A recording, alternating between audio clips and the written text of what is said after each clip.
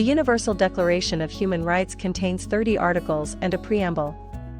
As its title implies, it concerns all human beings, meaning every single person on Earth. It was adopted by the United Nations General Assembly in 1948. Yet until now, more than 70 years since, human rights abuses continue to abound all over the world. Apparently, human rights are not that well understood by many humans. One major reason is because human rights as a subject is not formally taught in school, not in primary or secondary, not even in college. At least not here in our country. And also probably because it's often intimidating to the average person when lawyers and academic experts do the explaining. That is why we put together what we call the UDHR wall flag. The intention is for the wall flag to be displayed on walls of homes and schools. That way, children get to be familiar with its icons as they grow up, making it easier for teachers and parents to explain to them the human rights ideas that these child-friendly symbols stand for. By the way, none of us is a high government official, or a corporate executive, or a ranking member of a political party, much less a religious leader. In short, we're just like your typical community. Now, why is that important? Because our theory is, perhaps if it is non-experts doing the explaining to non-experts, they might actually get to understand each other better.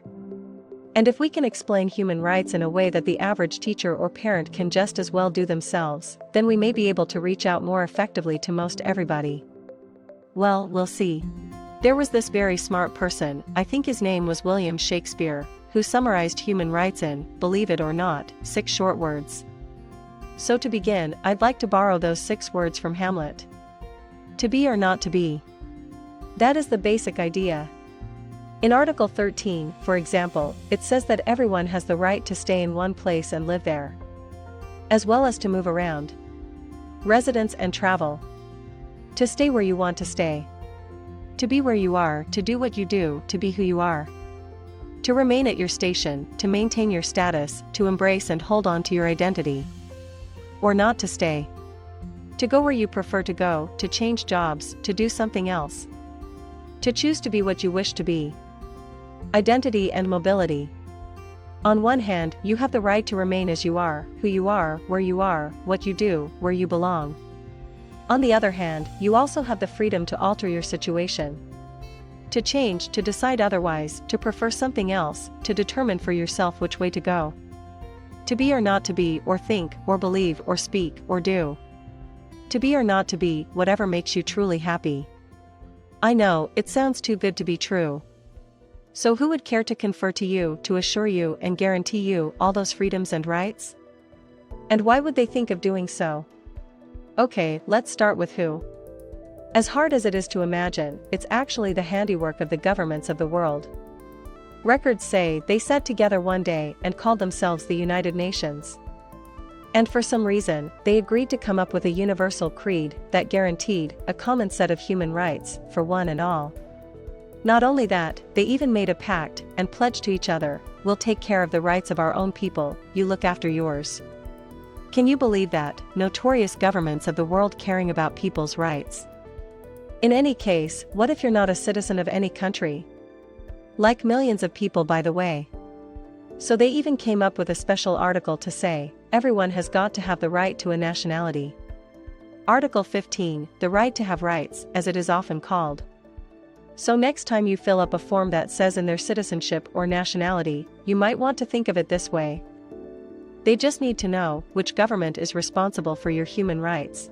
Of course, Article 15 also says, you're free to change nationalities. Want to remain a Filipino? It's your Pepino.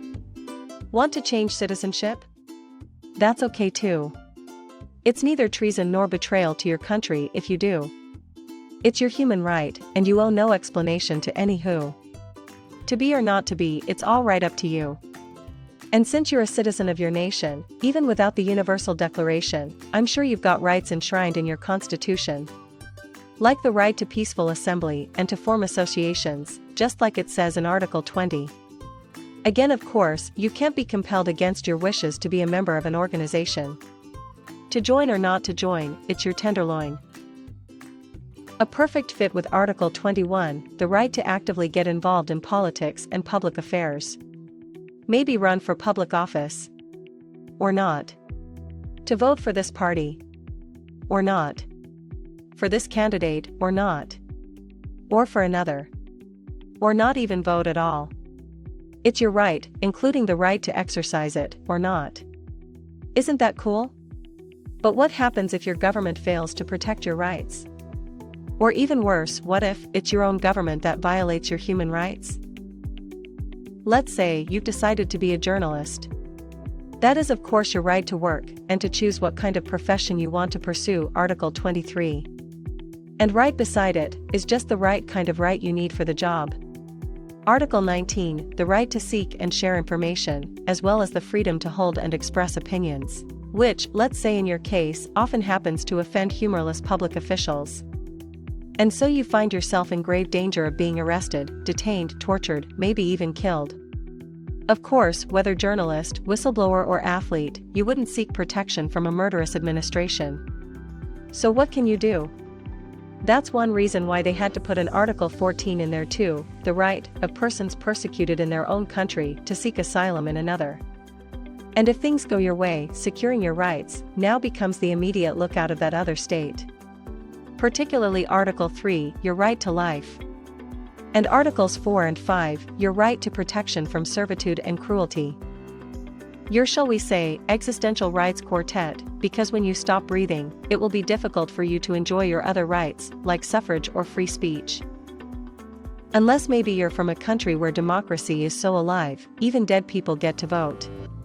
Seriously, providing sanctuary to people in grave danger implies that defending the rights of all people, wherever they're from, is the duty of all the nations of the world.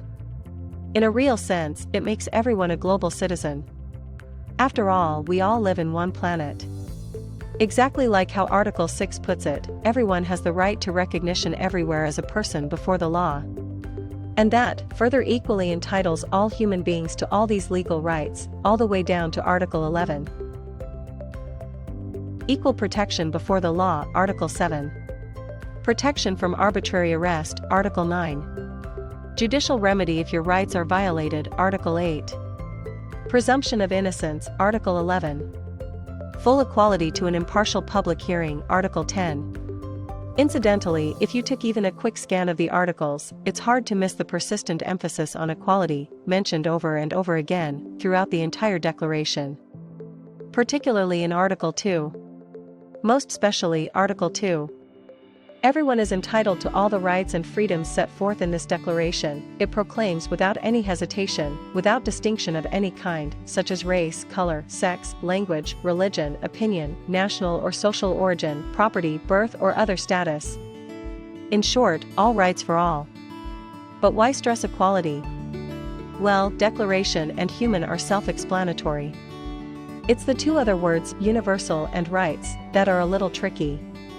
And those two, together, hold the key.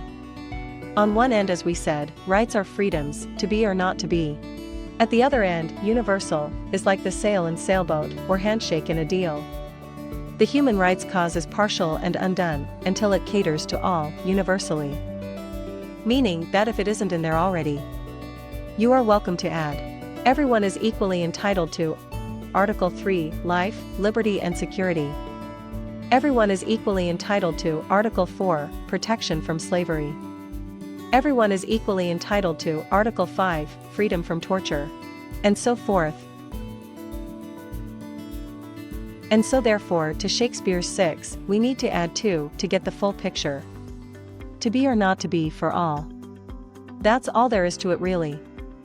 In principle, it's that simple.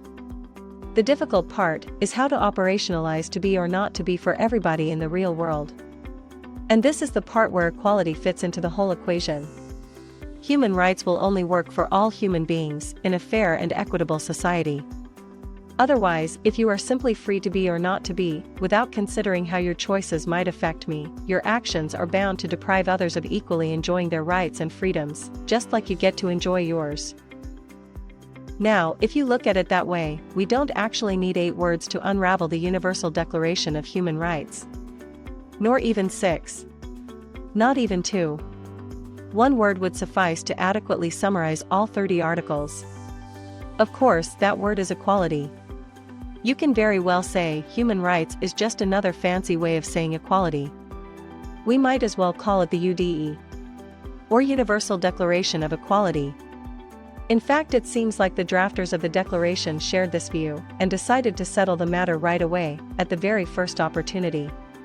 Article 1, Sentence 1. All human beings, they concluded without even bothering to explain, are born free and equal in dignity and rights. And just like that, each and every person on the planet instantly became equal.